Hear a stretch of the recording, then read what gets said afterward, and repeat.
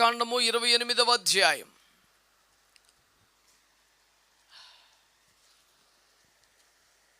గ్రంథాలు ఉన్నవారంతా చూడండి. ప్రతి ఒక్కరు కూడా పరిశుద్ధ గ్రంథాన్ని కలిగి ఉండడానికి ఇష్టపడండి. ఆయన భక్తులందరి చేతిలో రెండంచుల గల ఖడ్గమున్నది, అదే వారి ఘనత అని పరిశుద్ధ గ్రంథంలో రాయబడి ఉంది. మన చేతిలో ఉన్నటువంటి ఖరీదైన వస్తువులు, వెండి బంగారు ఆభరణాలు, స్మార్ట్ ఫోన్స్, ఇవి కాదు మన ఘనత. పరిశుద్ధ గ్రంథమే మనకు ఘనతగా ప్రభు ఇచ్చారు. దాని విలువ తెలియక కొంతమంది, బరువని భావించి కొంతమంది, అన్ని జనుల మధ్య, వ్యతిరేకతల మధ్య సాక్షిగా నిలబడే ధైర్యం లేక కొంతమంది పరిశుద్ధ గ్రంథాన్ని తమతో పాటు తీసుకువెళ్ళటాన్ని మానేశారు, ఇంటికే పరిమితం చేశారు. That is not a healthy Christianity. ఆరోగ్యకర క్రైస్తవ్యం అది కాదు. ఎప్పటికి కూడా మనము దేవుని గ్రంథాన్ని కలిగి ఉండాలి. బైబిల్ నిషేధించబడిన ప్రాంతాలలో, బైబిల్కి అనుమతి లేని ప్రాంతాల్లో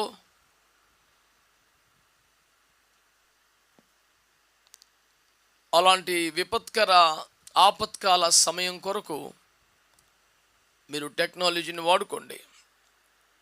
కానీ పరిశుద్ధ గ్రంథంలోనికి, పరిశుద్ధ మందిరంలోనికి వచ్చేటప్పుడు కూడా, కూడికలకు ప్రార్థనలకు వెళ్ళేటప్పుడు కూడా చేతిలో బైబిల్ లేకుండా మీరు అలా కొనసాగొద్దు. మీ చేతిలో బైబిల్ పట్టుకోవడం మీకు ఆశీర్వాదముగానే ఉండాలి తప్ప అదో గౌరవంగా, ఘనతంగా, సాక్ష్యంగా భావించాలి, అవమానంగా భావించకూడదు. నేనైతే విమాన ప్రయాణాలు చేసేటప్పుడు టేక్ ఆఫ్ టైంలో, ల్యాండింగ్ టైంలో చేతిలో ఏమీ ఉంచనివ్వరు, బలవంతంగా లాక్కుంటారు. ఆ కాసేపు తప్ప, ఆ 5 నిమిషాలు 10 నిమిషాలు తప్ప ఖచ్చితంగా చేతులు పట్టుకొని కూర్చొని ఉంటాను. దాన్ని బట్టి ఎవరైనా పలకరిస్తే, స్పందిస్తే, మాట్లాడితే ఏమైనా ఒక మాట చెప్పొచ్చు కదా అని ఒక ఆలోచనతో ఎదురు చూస్తుంటాను. కొన్నిసార్లు దాన్ని బట్టే ఒక తృణీకరమైన మాట కూడా, ఒక అసహ్యమైన చూపు కూడా మనం భరించాల్సి వస్తుంది. అది కూడా ఆశీర్వాదమే కానీ నష్టమేం కాదు కదా. కనుక మీ చేతుల్లో పరిశుద్ధ గ్రంథాలు ఉండాలి. మా చిన్నతనంలో మా గ్రామాల్లో, మందిరాల్లో అస్సలు అక్షరముక్క రాని నిరక్షరాస్యులు సహా బైబిల్తో చర్చికి రావటం నేను చూసేవాడిని. వాళ్ళకి అసలు ఏమీ ఒక్క అక్షరం కూడా తెలియదు. హిందీ, ఇంగ్లీషు, రష్యా, ఫ్రెంచ్ ఎంతో, తెలుగు కూడా అంతే. వాళ్ళకి ఏమి రాదు, ఒక్క అక్షరం రాదు. నమ్మకంగా బైబిల్ పట్టుకొని వస్తారు, మరి ఇంటి పట్టుకుపోతారు. దాన్ని తెరిచే పనే ఉండదు. మేము చిన్నప్పుడు ఎవరిని ఆట పట్టించడానికి చదువు రాదు కదా బైబిల్, ఎందుకంటే నీళ్ళంటూ వస్తే చదివించుకుంటాం అనేవాళ్ళు. వాళ్ళకి తెలుగు చదవటం అంటారు, అది కానీ తెలివితేటలు ఇంకా అరువేం కాదు కదా. కొట్ట గొబ్బగిలిపోయినట్టు ఆన్సర్ చెప్పేవాళ్ళు. కనుక మా నాన్నగారు అనేవారు అన్నమాట, రాత్రిపూట నడుస్తున్నప్పుడు గుడ్డివాడి చేతిలో లాంతరం ఉంటుంది, అడిగి రాత్రి ఒకటే పగలోటే కళ్ళున్న గుడ్డుడి కోసం అనేవాడు.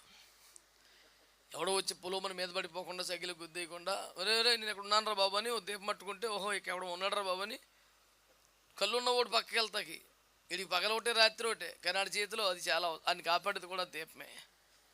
నువ్వు ఏ రూట్లోకి వచ్చినా చేతిలో బైబిల్ ఉండటమే కరెక్టు. ఈనాటి ధ్యానం కొరకై 28వ అధ్యాయం ద్వితీయోపదేశ కాండం 9వ వచనాన్ని చదువుదాం. నీవు నీ దేవుడైన యెహోవా ఆజ్ఞ అనుసరించి ఆయన మార్గములో నడుచుకునే యెడల యెహోవా నీకు ప్రమాణం చేసి ఉన్నట్లు ఆయన తనకు ప్రతిష్ఠ జనముగా నిన్ను స్థాపించును. దేవునికి స్తోత్రం చెప్పండి ఒక్కసారి. చక్కగా తలలు పైకెత్తిన వైపు చూస్తే ఈ మాటలు వినండి. ఈ ఉదయకాలం మనము ధ్యానం చేసాము. దేవుడు ప్రమాణం చేశాడు అంటే వాగ్దానానికి మించిన మాట అది. ఒక విధంగా అంటారు, ఒక వాగ్దానం, ఒక నిబంధన. రెండిటి కలిపితే ప్రమాణం అనే మాటకి ఉన్నంత బలం అది అని అనిపిస్తుంది నాకు. కొన్ని చోట్ల ఆయన శపథము పోని ప్రమాణము చేసెను అని ఉంటుంది. అంటే ఇంకా తిరుగుండదనమాట. కనుక దేవుడు ఏమేం ప్రమాణాలు చేశాడు అనేది యూనివర్సల్గా సార్వత్రిక సంఘానికి సంబంధించి, కడవరి కాలపు సంఘానికి సంబంధించి, ఇప్పుడు వినవస్తున్న వార్తలకు సంబంధించి,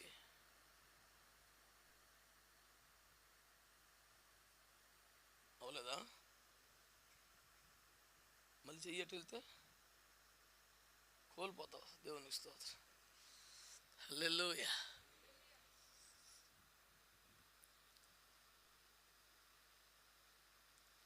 మా చిన్నప్పుడు సంఘంలో ఒకడికి ఏం చేశారంటే, నాన్నగారు బాక్సింగ్ గ్లౌజులు కొనుక్కొచ్చారు. డాడీ ఎందుకు కొనుక్కొచ్చారు అని చెప్పేసి మేము అనుకున్నాం. అడిట్టు కెలుకుతూ ఉంటాడు ఏదో ఒకటి. వాడి చేతికి గ్లౌజులు వేసి కట్టేశారు. వాడికి ఇంక ఒక్కటి ముట్టుకోవడం కుదురుతలేదు. ఇంతలా ఎవరిని గుద్దుకోవటమే తప్ప ఏం పనిచేది. ఇంకా అలాంటి కార్యాలు ఏమైనా జరగాలంటావా? దేవుని స్తోత్రం. హల్లెలూయా. బిడ్డలారా, శ్రద్ధగా దేవుని వాక్యాన్ని వింటే ఈ పూట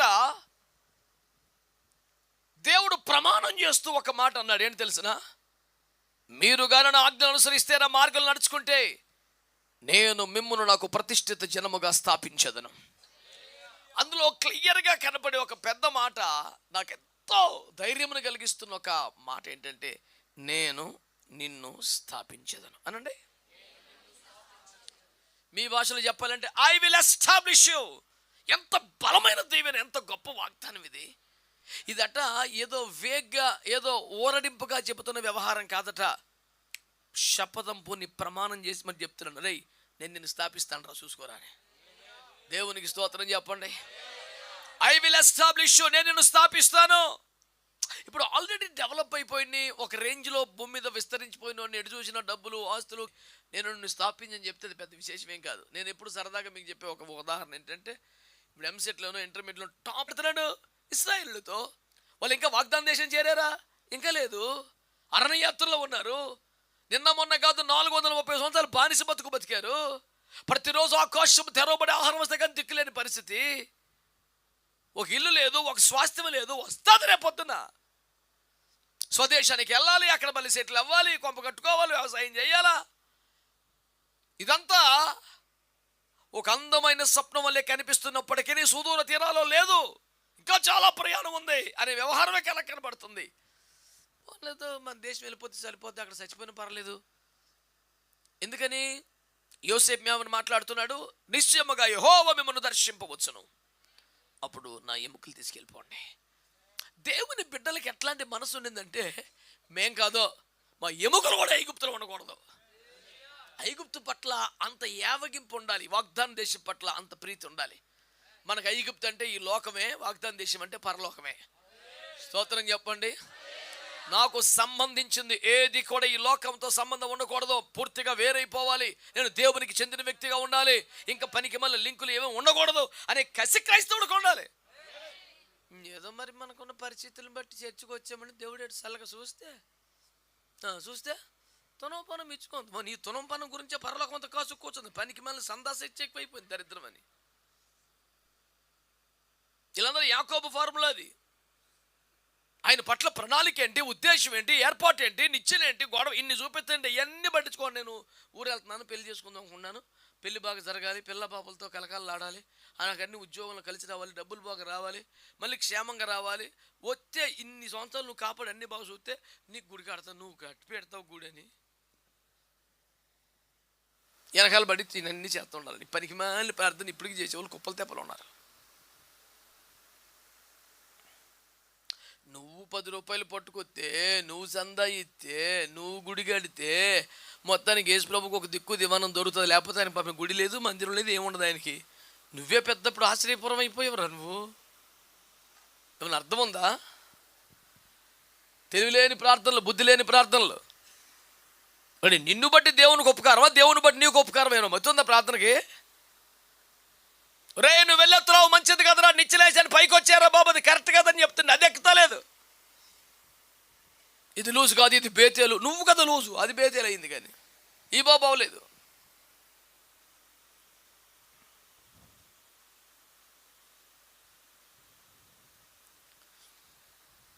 నేను ఒక ఆర్టికల్ రాశాను, లూజ్ అయినా బేతేలు అయింది కానీ యాకోబు ఇంకా ఇశ్రాయేల్ అవ్వలేదని రాశాను. ఇక మీద నువ్వు ఇశ్రాయేలు కానీ యాకోబు కానీ చెప్పా కూడా యాకోబు కానీ బతికాడు. ఆదికాండం 32:26 ఇక మీద నువ్వు తడివేసుకోకండి, ఇప్పుడు అక్కర్లేదు చెప్తాను కదా. ఇక మీద నువ్వు యాకోబు కాదు ఇశ్రాయేలే అన్నాడు. ఎక్కడ? ఆదికాండం 32:26. సేమ్ సబ్జెక్ట్ మళ్ళీ 35లో కూడా ఇక మీద నువ్వు ఇశ్రాయేలు అనబడదు అంతే. మళ్ళీ ఇంక అవ్వలేదు, అవ్వలేక చెప్పేది. మళ్ళీ ఎగ్జామినేషన్ ఫీజు కట్టండి అర్థం ఏంటి? వేసే కదా పద్ధతిగా క్యూలీల నుంచి మళ్ళీ ఫీజు కట్టేసి రసీదు తట్టుకొని వచ్చేస్తున్నాడు అంటే ఏంటి అర్థం? ఈ తోటి బ్యాచ్ ఎప్పుడో సెటిల్ అయిపోయి పైకి వెళ్ళిపోయాడు, ఇంకా కడుతున్నాడు ఫీజు. ఆ తాటిచెట్లపాలెం జంక్షన్లో ఒకసారి ఒకటి చెప్పాడు, ఏం చదువుతున్నాడు? 10th క్లాస్ 5th ఇయర్ అన్నాడు. నాకు ఒక సెకండ్ అర్థం కాలేదు, నాకు పెద్ద చదువులేదు కదా. 10th క్లాస్ 5th ఇయర్ ఏంటంటే అప్పుడు ఊరు దూరం కూడా ఇలా చెప్పేవాడా అంటాడు. 5 సంవత్సరాలు బట్టి 10th క్లాస్ చదువుతున్నాడు అన్నమాట. 5 ఏళ్ళ బట్టి బ్యాచ్ చదువుతలేదాడు. అది ఎంత అందంగా చెప్పాడు చూసావా? సాంఘికంగా ఒక గౌరవప్రద స్థానంలో నిలబడిన వ్యక్తి అయితే నేను నిన్ను స్థాపించదన్న మాట చెప్పాల్సిన పనే ఉంది. ఆల్రెడీ పడిపోయి ఉన్నావు, చెదిరిపోయి ఉన్నావు, నిందల పాలైపోయి ఉన్నావు, కొట్టబడ్డావు, తలకో దిక్కు అయిపోయిన పరిస్థితి. ఏది లైఫ్లో సెటిల్ అవ్వాలా? ఓ పోరాటమే. నరుని ప్రయాసం అంతా నోటికే కదా అని యోబు అంటాడు చూడు. ఇన్ని సంవత్సరాల నుంచి ఉద్యోగం చేసావు కదరా, కష్టపడ్డావు కదరా, ఏది తింటమే సరిపోయింది, ఏమి లేదు. ఇంకా ఒక ఇల్లు కట్టావు, ఒక పెళ్లి చేసావు, ఈ ఉత్తిదే నోటికే సరిపోయింది. ఆ మాట చదివినప్పుడల్లా నాకు భలే విచిత్రం అనిపించేది. నరుని ప్రయాసం అంతయ్యో నోటికే కదా. ఇన్నేళ్ళు కష్టపడిందంటే ఏమైపోయింది, తినేసాడు అంతే. అంటే ఒక ఇల్లు కట్టుకోవడానికి సరిపడా రాలా, అప్పు తీర్చడానికి సరిపడా రాలా, పెళ్లి చేయడానికి సరిపడా రాలా. పోనీ కష్టపడ్డా సోమరిపోతాడా, నిద్రపోతాడా, తిరిగిపోతాడా? ఏమీ లేదు పాపం, కష్టపోతాడే, లేదు ఉపకారం, లైఫ్ సెటిల్ అవ్వట్లా, చిల్లు సంచులు వేసినట్టు అయిపోతుంది. ఇంట్లో నలుగురు కష్టపడతాడు, ఎవరికి సుఖం ఉండదు. ప్రభు అంటున్నాడు, నేను నిన్ను స్థాపిస్తాను. I will establish you. ఆ పదం ఎక్కడ ఉంటుంది? హెబ్రీ పత్రిక 10:33 చదువు. హెబ్రీ పత్రిక 10:33.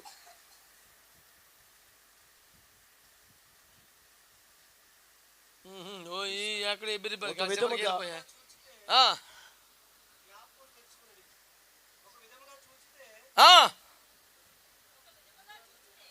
చూడండి, ఎవడో చెప్పలేదు, అందరూ ఒక విధముగా చూస్తే ఒక విధము. మీరు నిందలను బాధలను అనుభవించుట చేత, ఇదే విధమురా యేసు రక్తమే. మీరు నిందలను బాధలను అనుభవించుట చేత 10 మందిలో ఆరటబడిరి. అంటే ఆరిడి పడిరి. ఏట్రా? ఆరిడి పడిరి. చూడరా, ఆరిడి పడితిరి. క్షమించ మరి యొక్క విధముగా చూచితే, ఏ విధంగా వద్దులే, ఆ ఒక్క విధమే మాకు అర్థమై సావలేదు, ఇంక 100 విధాలు ఎలా. దేవునికి స్తోత్రం. ఒక విధముగా చూచినట్లా మీరు నిందలు పడి, అవమానాలు పడి, బాధలు పడి 10 మందిలో ఆరడి పరిస్థితి అలరైపోయారు. గౌరవం రాలేదు ఊర్లో. ఆడా అని మాట్లాడుతున్నారు. అమ్మా తెలుసులేవోయ్, సులకనగా మాట్లాడతారు, తేలిక చేసి మాట్లాడుతున్నారు, అగౌరవంగా మాట్లాడుతున్నారు. ఆడు భక్తి తెలవాయి మాకు తెలుసులేవో అని మాట్లాడుతున్నారు. చాలా చీప్గా అంటారే, గంజిలో ఏగం తీసేసినట్టు, కూరలో కరివేపాకం తీసేసినట్టు తీసి పడేసాడు, నాకు అసలు విలువ ఇవ్వలేదు. ఇలా ఎవరైతే ఆరడి పడ్డారో, నిందలు కానీ, అవమానాలు కానీ, తృణీకారం కానీ, వెలివేతలు కానీ, లెక్కలేంతనం కానీ, అగౌరవం కానీ, అమర్యాద కానీ, ప్రభు అంటున్నాడు, ఐ విల్ ఎస్టాబ్లిష్ యూ. నేను నిన్ను స్థాపిస్తాను. దేవునికి స్తోత్రం చెప్పండి గట్టిగా. నేను మళ్ళీ చెప్తున్నాను, ఆల్రెడీ ఎస్టాబ్లిష్ అయిపోయినడికి ఈ మాట కాదు కదా. ఇంకా ఇంత కష్టపడుతున్నా, ఇన్ని సంవత్సరాల తర్వాత కూడా లైఫ్ కొలిక్కి రాకుండా చెదిరిపోయినట్టుగా ఉండి, వరదలో కొట్టుకుపోతున్నాడు, ఏదో ఒక కర్ర దొరికితే దాన్ని పట్టుకొని బ్రతుకుతామని ఆశ పెంచుకొని బిక్కుబిక్కుమని సహాయం కోసం చూస్తున్నట్టుగా ఏ కొలిక్కి రాని జీవితాలతో ప్రభు మాట్లాడుతున్నాడు, నేను నిన్ను స్థాపిస్తాను. నిందలు పడ్డారు, బాధలు పడ్డారు, 10 మందిలో ఆరడి పడ్డారు, ఇక మీదట కట్టబడతారా, స్థాపించబడతారా. I will establish you. దేవుడి వాగ్దానం ఇదే, దేవుడి దీవెన ఇదే. నమ్మకముగా ఆయన మార్గములు నడుచుకుంటే, ఆయన ఆజ్ఞల్ని పాటించగలిగితే,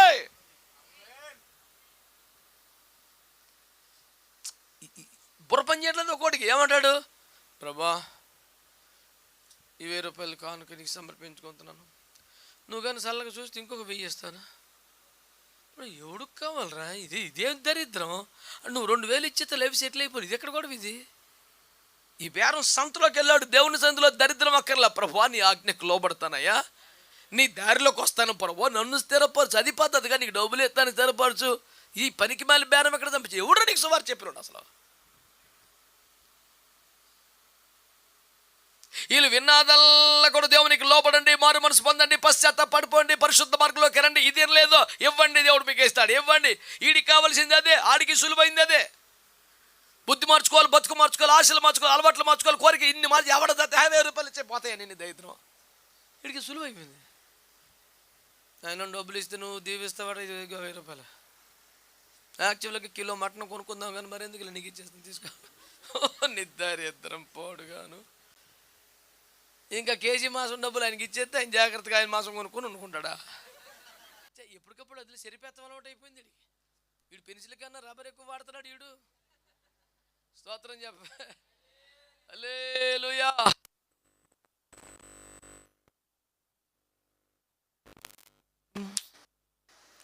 మరి ఎటో ప్రభుత్వాలకే చిత్తము, ప్రభుత్వాలకే చిత్తం ఏంటి?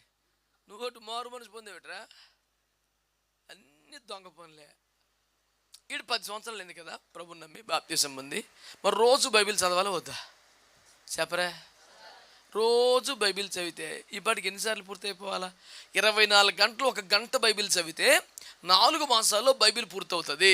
అలా పూర్తయితే సంవత్సరానికి 3 సార్లు పూర్తవ్వాలి, 10 ఏళ్ళలో 30 సార్లు పూర్తవ్వాలి. వీడికి ఒక్కసారి కూడా బైబిల్ ఇప్పుడు దాకా పూర్తవ్వాలి, ఆది కంచి ప్రాటం దాకా. వీడు ఏమంటాడు? ఎప్పుడో 10 ఏళ్ళ బట్టి ప్రభువే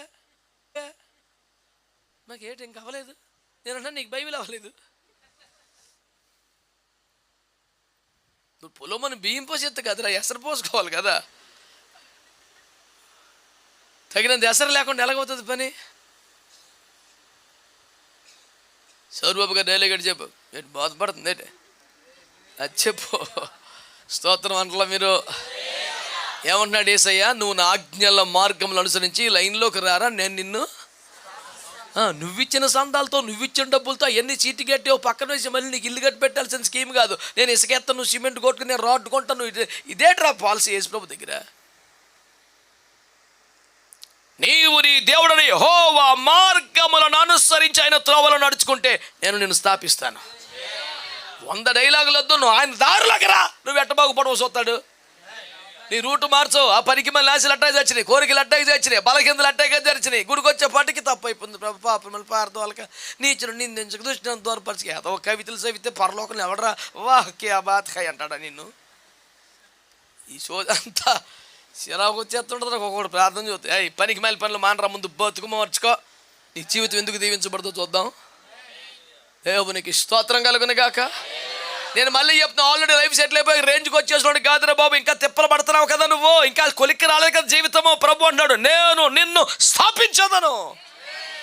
దీనికోసం నీ మూలధనం, నీ పెట్టుబడి అక్కడ దారిలోకి రా, సరిపోద్ది. విశ్వాసంతో ఆమెను చెప్పావా?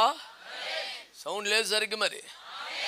అది దేవునికి స్తోత్రం కలుగును గాక. గబగబా 2 వచ్చాక జ్ఞాపకం చేసుకుందాం.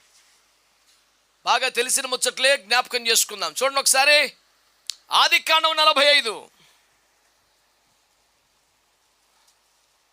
ఈ పుస్తకం బట్టి గబుకుని తీసేస్తారా. ఇప్పుడు దానికి అర్థమైపోయింది నేను ఎవరినన్నాను. నీకు తెలివితేటలు కొరవేం లేవు. ఆదికాండం 45:8. కాబట్టి దేవుడే గాని నన్ను ఇక్కడికి పంపలేదు, ఆయనను ఫరోకు తండ్రిగాను. ఏంటంట ఫరో అంటే ఎవరండి? అసలు ఐగుప్తుకే రాజు కదా. ఐగుప్తు అంటే ఏంటి? ప్రపంచానికి అన్నం పెట్టే స్థాయి ఉన్న దేశం కదా. ఐగుప్తు అంటే ఏంటి? ఆర్థికంగా సైనికంగా సూపర్ పవర్ ఉన్న దేశం కదా. ప్రపంచంలోనే ఒక రేంజ్ ఉన్న దేశం ఐగుప్తు. ఐగుప్తులో తిరుగులేని చక్రవర్తి ఫరో. వాడికి బాబంట యోసేపు. ఇప్పుడు ఫరో దగ్గరికి నీ చరణంబులే నమ్మితి దండం పెట్టే పోషణ కదా యోసేపుది. చిచ్చి, మీరు కాదు, దేవుడే నన్ను ఇక్కడికి పంపాడు. ఇక్కడ దేవుడు నన్ను ఫరోకు తండ్రిగాను, తన ఇంటి వారికి అందరికీ ప్రభుగాను. నాయన ఫరోకేమో చెప్పురా. ఫరోకి తండ్రి గారు తన ఇంటి వారికి ప్రభువుగాను ఇంకా ఐగుప్తు అందరికి ఏలికగా నియమించెను. కానీ ఇంతకన్నా పెద్ద పోస్టులు ఉంటుందా? పెద్ద పెద్ద పెద్ద పోస్టులకే పెద్ద పోస్టు ఫరో కదండి. ఎవరి కను సైనికులతో ప్రపంచానికి అన్నం అందే పరిస్థితి ఉందో ఆనాటి సమాజంలో ఒక శక్తివంతమైన సైనిక రాజ్యంగా ఎవరికి గుర్తింపు ఉందో దేవుడు ముందుగా సిద్ధపరిచిన క్రమంలో ఎవడు ప్రపంచానికి అన్నం పెట్టే పొజిషన్లో ఉన్నాడో ఆ ఫరోకి తండ్రి, ఆడి ఫ్యామిలీకి ప్రభు, ఆడి దేశానికి రక్తమే. మనలో మన మాట ఎంతకన్నా ఎస్టాబ్లిష్మెంట్ ఇంక అవసరం ఏంటి? యోసేపు పొజిషన్ ఏంటి? యుక్త వయసు రాగానే అమ్మ నాన్నకు దూరం అయిపోయాడు. అన్నదమ్ములే దూరం చేశారు, గోతులో పడేశారు, సరుకులాగా అమ్మేసుకున్నారు, గేదెని గొర్రెని అమ్మినట్టు అమ్మేశారు. బానిసగా ఇంకొకడు కొడుకున్నాడు, అంట్ల గిన్నెలు కడిగించాడు, ఇంకొకడు జైల్లో పెట్టాడు. అన్ని బాధలే. దేవుడు మనకు తోడుగా ఉన్నాడు అన్న ఒక పాటలో, అక్కడ శరణంలో యోసేపు ద్వేషించబడినప్పుడు, గోతిలో త్రోయబడినప్పుడు, చెరలో వేయబడినప్పుడు ఆయన తోడుగా ఉన్నాడు. స్తోత్రం చెప్పండి. ఆమెన్. ఫలితం ఏమిటి? సింహాసనం ఎక్కించాడు. ఆమెన్. ఇప్పుడు అమ్మా నాన్నకు దూరం అయిపోవడానికి ఆయన చేసిన పాపం ఏంటి? ఏమీ లేదు. ఒక అంగడి సరుకులాగా అమ్ముడైపోవడానికి ఏం తప్పుడు పని చేశాడు? ఏమీ లేదు. అంట్ల గిన్నెలు కడుక్కున్నప్పుడు అంటే తప్పు చేశాడు? ఏమీ లేదు. జైలుకి వెళ్ళిపోయేంత పాపం ఏం చేశాడు? ఏమీ లేదు. అంటే బాల్యం నుండి కూడా తన కష్టాలకి ఎప్పుడు తన కారణం కాదు, ఏమో వచ్చి పడిపోతాడు అనవసరంగా. అలాంటి తప్పుడు పనులు చేస్తే అలాగే ఉంటుంది. అంటే ఏ తప్పుడు పని చేయలేదు, ఎప్పటికప్పుడు దేవుని భయం కలిగే బ్రతికాడు, కానీ ఎప్పుడు లైఫ్లో పైకి రావట్లా. అయినా నేను నిర్దోషికుంటాం వేస్ట్, ఇంకెందుకులే, నేను కూడా ఏదో పాపం చేసేస్తాను, నేను కూడా ఏదో దొంగ నోట్లు మార్చేస్తాను, దొంగ వ్యాపారం ఏదైనా చేస్తాను, ఇంకా నా కష్టాలు తీరలేవు, నా అప్పులు తీరలేవు, నేను కూడా ఏదో పాడు పనికి అలవాటు పడిపోతాను, దొంగ నోట్లు మార్చేస్తే డబ్బులు వచ్చేస్తాయట.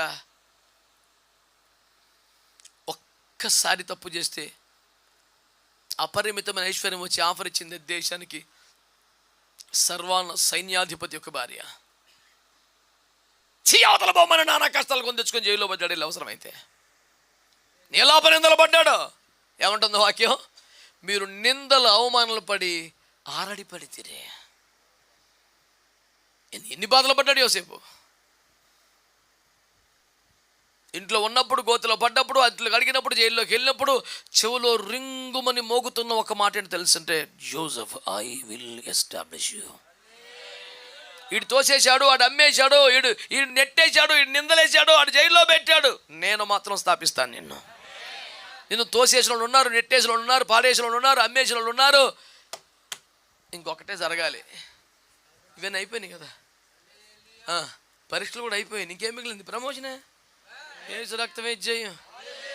అన్ని పరీక్షలు పాస్ అయిపోయి బాగా రాసుకుంటూ వచ్చావు, ఇంకా అలాగా గోర్లు కొరుకుంటూ కోచు బ్రహ్మానికి రాసి నీకు తిరగలేదు, కొట్టుకెళ్ళిపోతావు అంతే. ఓరు బాబు 35 మార్కులు వచ్చినోడికి అంత ధీమా ఉంటే నువ్వు మెరిట్ స్టూడెంట్ వరే బాబు, నీకెందుకు దిగులు? మానసికంగా పరీక్షించబడితే దేవుని విడిచిపెట్టలా, ఆర్థిక సంక్షోభంలో దేవుని విడిచిపెట్టలా, నిందలు అవమానాలు పడితే ఆయన పాదాలు వదిలిపెట్టలా. ఎంత కష్టపడ్డ బ్రతుకు బాగుపడకపోయినా నా లైఫ్లో ఇన్ని శ్రమలేంటి అనిపించినా సరే దేవుని చిత్తమని అప్పగించుకొని కనిపెట్టావు. నువ్వు మెరిట్ స్టూడెంట్వి, నువ్వు ఓడిపోవడం అనే ఛాన్సే లేదు. ప్రభు అన్నాడు, ఐ విల్ ఎస్టాబ్లిష్ యూ, నేను స్థాపిస్తానంతే.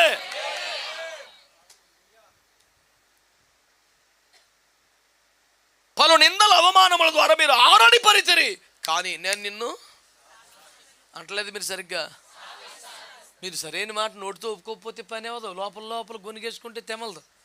ఆ పనికి మళ్ళీ అలవాటు మరి ఇంట్లో ఎందుకు వచ్చిందో మరి మీకు.